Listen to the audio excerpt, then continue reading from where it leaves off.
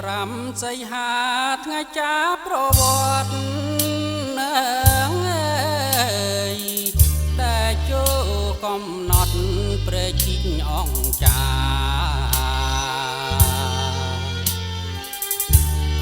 ជា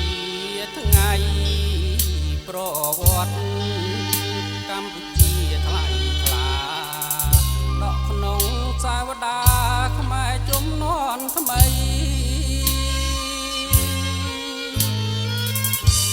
ព្រះជីកពនន់ជាផ្លូវនិស័យឪសែនចងដៃខ្មែរជាតិនិយម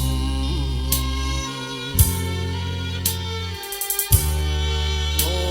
នអើយថែចុះជាផ្លូវសុខដុមដឹកទ្របមនោរម្យដែលខ្មែរធ្វើបានសំដាច់ធិបបតីស្មាំងបើការដ្ឋានជូនញាតិសន្តានក្មេងចាំក្រុងស្រី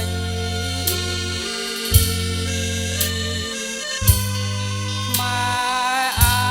ចធ្វើបានពេញសិទ្ធិសេរីនៅលើទឹកដីអង្គចានេះយើ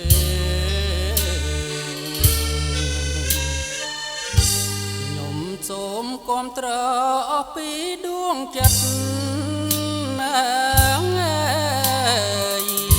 ព្រះជីកមានពិតពនន់ដែរចូល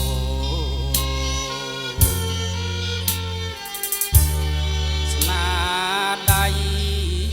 សំដាច់ហ៊ុនសែនបវរហ៊ុនម៉ាណែតបន្តសាងជាតិរុងរឿង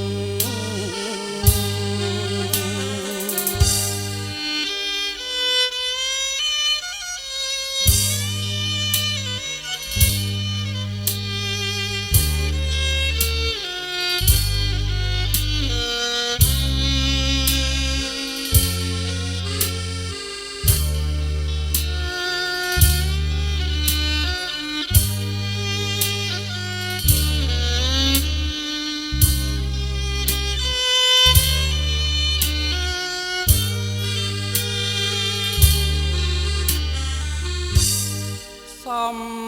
ដាច់ធិបបតីស្មាំងបើការដ្ឋានជូនញាតិសន្តានក្មេងចាំងក្រុងស្រី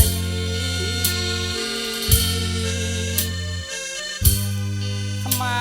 រអាចធ្វើបានពេញសិទ្ធិសេរីនៅលើទឹកដីអង្គចានេះយើង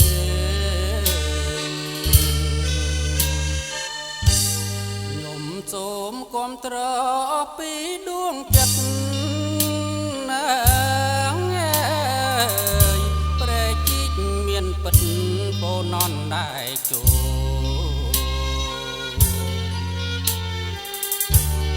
ស្នាដៃ